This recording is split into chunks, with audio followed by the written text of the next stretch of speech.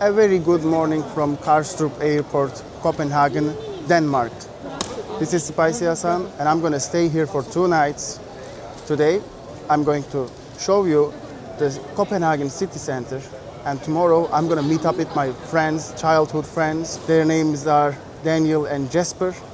We're gonna have so much fun together, and I'm gonna make it into a little vlog so you can learn about Copenhagen and have fun. You see behind me is the DSP ticket counters. When you arrive to Kastrup Airport, you go directly there, and if you're a tourist, you can buy a city pass. Since I'm here for 2 nights, I bought a 72-hour city pass. I specifically bought a small city pass because I'm going to be staying around Copenhagen city center.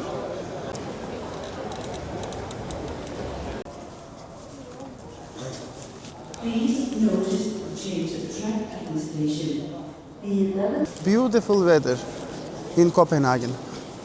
We're gonna take a train directly to Copenhagen city center. Would you look at the interior of this train?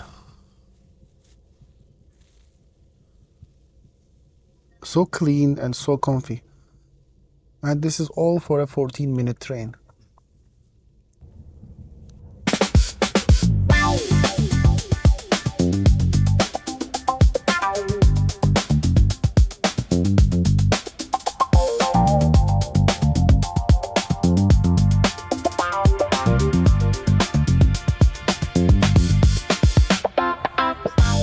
Now, I know nothing but 3 things about Denmark. One is the Pandora bracelets. It's where they are made in Denmark. And the second one is, of course, Legos. This is the hometown of Legos.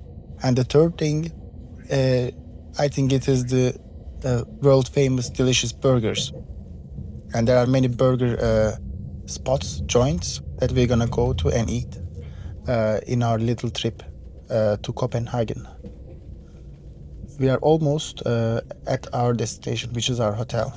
And after that, I will show you the gasoline grill. It's the first burger place that I'm going to because I'm hungry. Then I'm gonna tour the city and discover the city on foot from head to toe. It's not a big city, so you can walk everywhere. Everything is close to each other. And let's see what Copenhagen has to offer.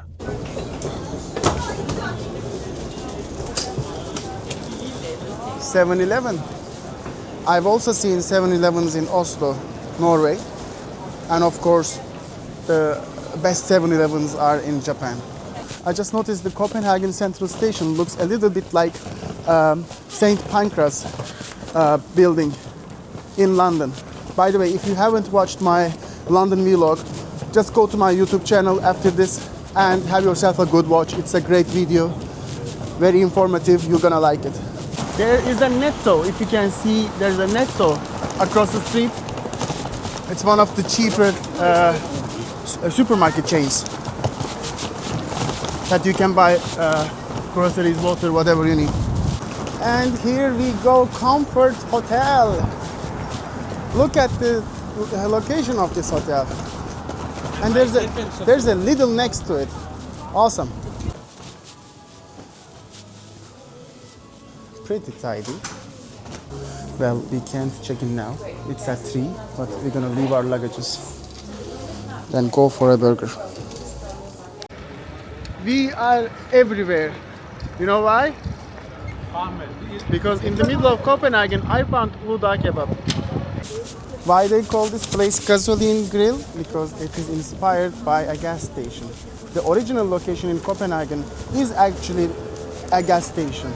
So the reviews say it's a good burger. They either love it or they hate it. They call it too natural. So people like their burgers more greasy, I assume. Let's try. Oh, I'm gonna get that hat, definitely.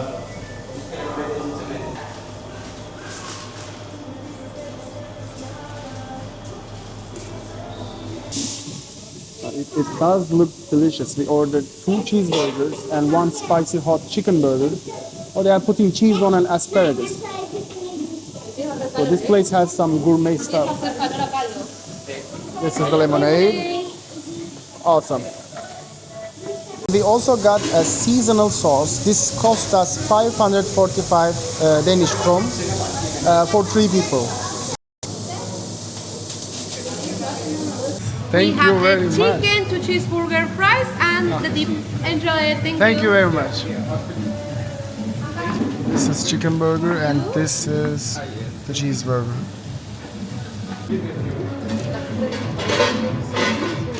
Everything here is made fresh and they are all organic. How is my new hat? Says cheeseburger cut from gasoline grill. I'm happy with this place. First thing we eat turned out to be a very good burger. So I'm satisfied. This is a rather organic burger, so it's a little bit on the light side, which is all right. I noticed something that I haven't seen before in other European cities. In the bike lane, people are doing hand gestures to turn, to signal their turn, whether it's left or right. And you'll see there is a bar to hold on to when they are waiting for the light. This and the hand gesture, I think it might be unique to Denmark. You see, they are holding on to the bar. Yep, you see that hand gesture? She did that to turn right.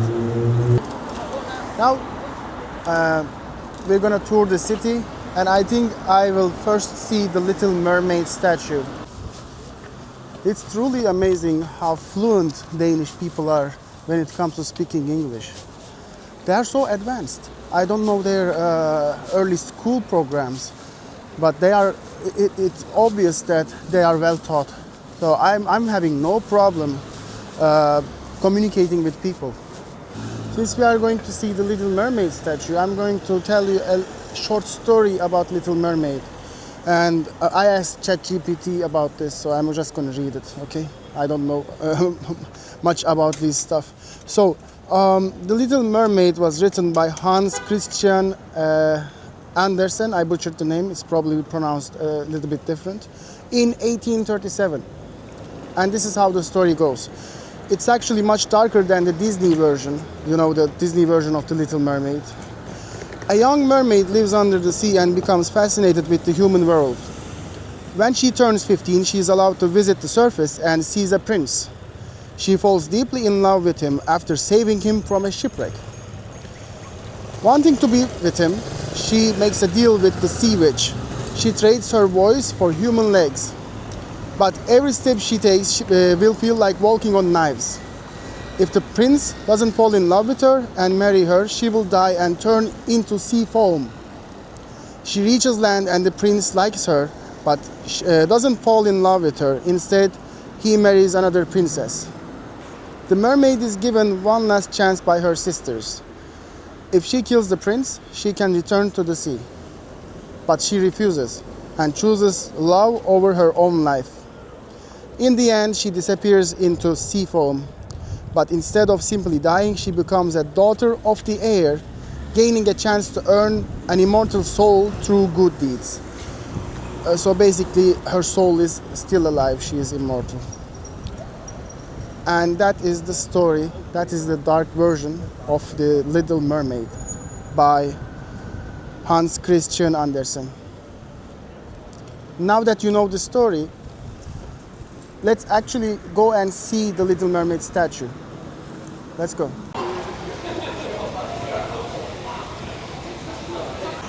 All right. I'm at Oosterpoort station and I'm waiting for bus number 27 that goes directly to the Little Mermaid. The Little Mermaid is at the edge of a fortress, a star-shaped garden and fortress structure that is called Kastellet, which is, I think, Danish for castle, but I'm not really sure. I just made that up.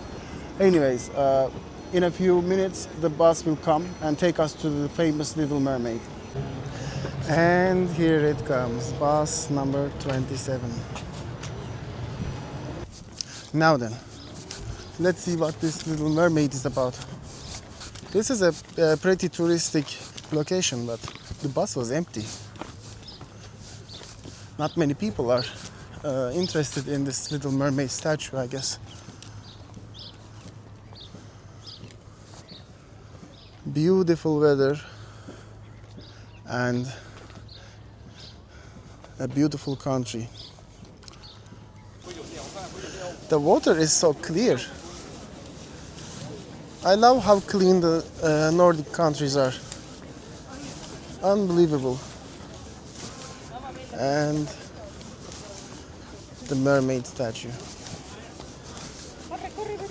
I'll get as close as I can. Maybe even climb on the rocks to get the perfect picture.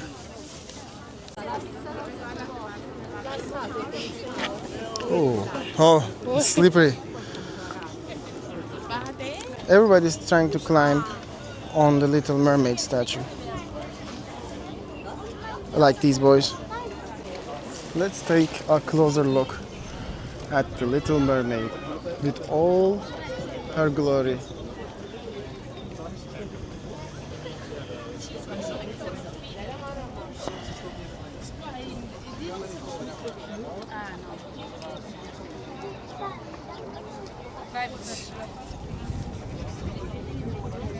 Now that I'm done visiting the Little Mermaid, I'm on my way to see what's inside Kastellet, a pentagon-shaped citadel fortress. The walk there is beautifully lined with a huge variety of flowers, and along the way you'll come across fascinating historical statues, fountains, and churches. I decided to enter the inner bastions through the King's Gate. Inside Kastellet there are old barracks, military equipment such as cannons, a historic windmill, and a small church.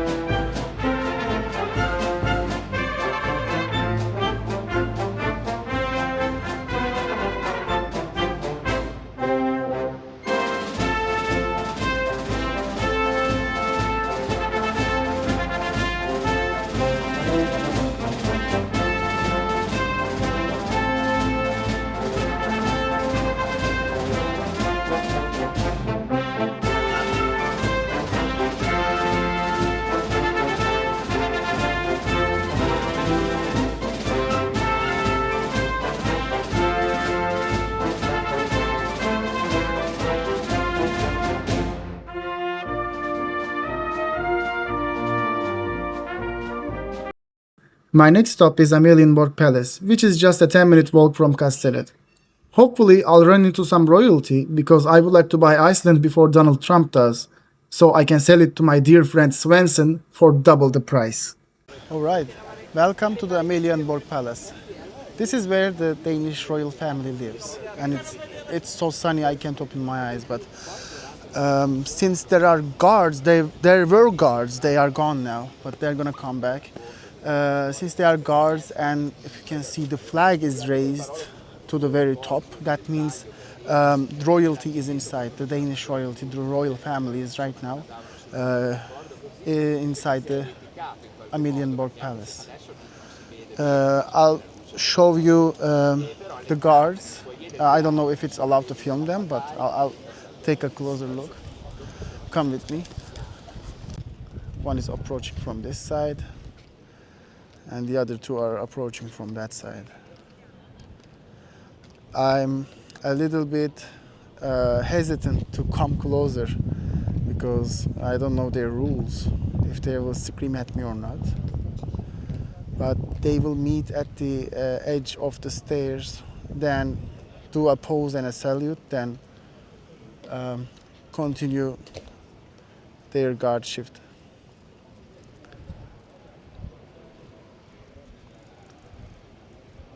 Yeah. Then yeah, there they go. This building in front of you, behind that fountain, is the Danish Opera House. And on the left there should be the National Military Museum. Follow my finger. There's a submarine and a couple of military ships. This this ugly building is the Opera House, and here is another ship from the Danish Navy, I guess, a battleship. Oh, you can also go inside that ship, but I don't have time for that. I just wanted to show you this. This is where we came from, and the dome in front of you, the green dome, is the Frederick's Church, as known as the Marble Church. We're just gonna see that as well, then probably find somewhere nearby and eat. And this one is the Frederick's Church, as known as the Marble Church, because it is, I think, the outer layers, the walls, the columns are made from marble, and it looks very nice, very nice.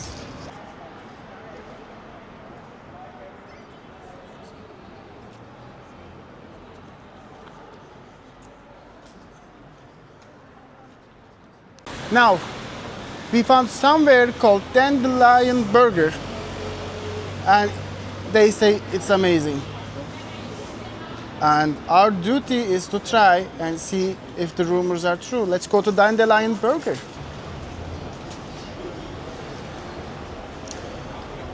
It's something like that.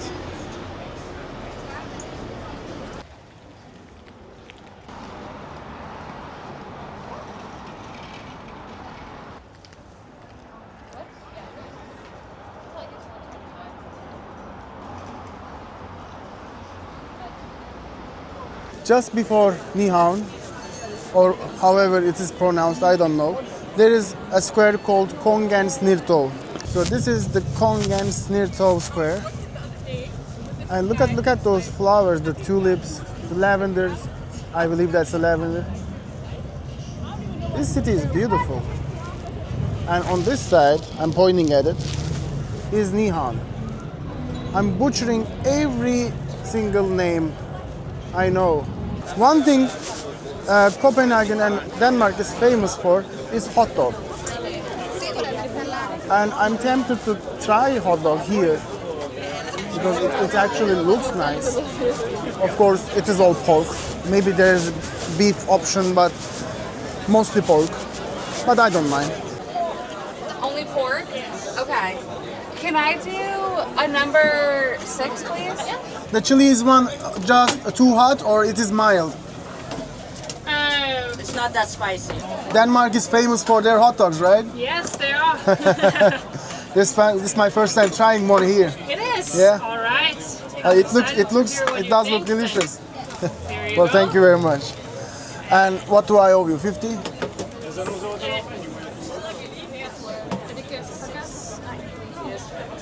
Oh, 65. 65? Yes. Ah, here we go. Thank you. Oh, wait, me. This is how it looks like. Chili hot dog, Danish hot dog. Okay. And ready. Well, thank you very much. Have a nice day. You too. Okay, come here.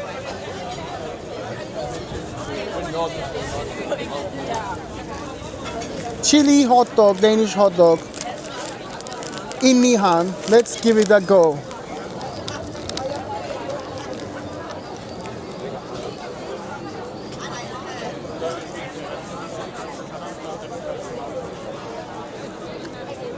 It's spicy, but it's nice. Even though it's pork, it doesn't have any smell. The bread is a little bit tough to chew, but overall it's nice. Please take a moment to appreciate the beauty of Nyhavn.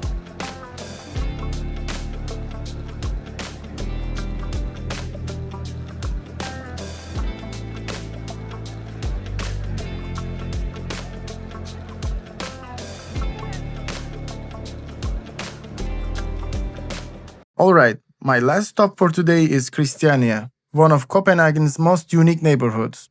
Founded by a group of activists in 1971, Christiania is known as a self-governing free town with its own culture and community rules. While it may feel like a world on its own, Christiania is still very much a part of Copenhagen and Denmark. The change in environment. They are making spray paint. And all these walls, I mean, the whole block is covered with graffiti and art.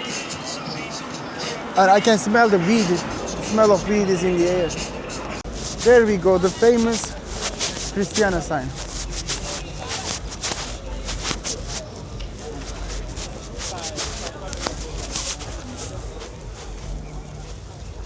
We are not gonna go much further. I don't think this place is safe.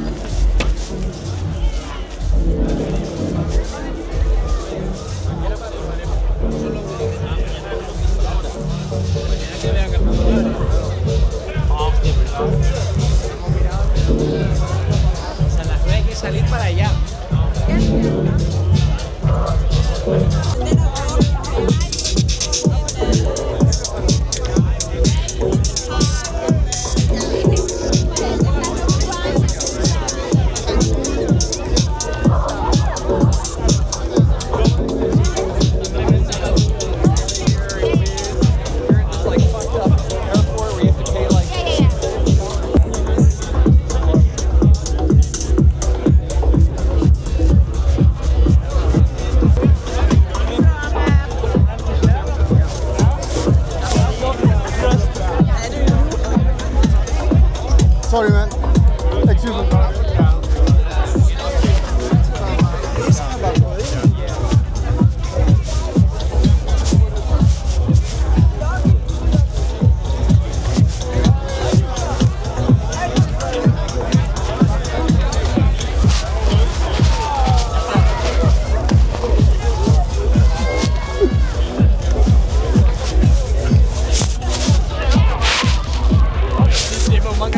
See you, man. Okay, enough with the smell of weed and urine. I'm about to, cough my lungs off. It's been a very tiring day. Tomorrow I'm going to meet my childhood friends that I originally met in a video game. Now we're gonna meet for the first time and it's gonna be great. And we're gonna go to Tivoli amusement park, which is right behind me. Tomorrow's gonna be great. This will be part 1. Now I'm gonna call it a day and I'll see you tomorrow. Make sure you watch the second video. Bye.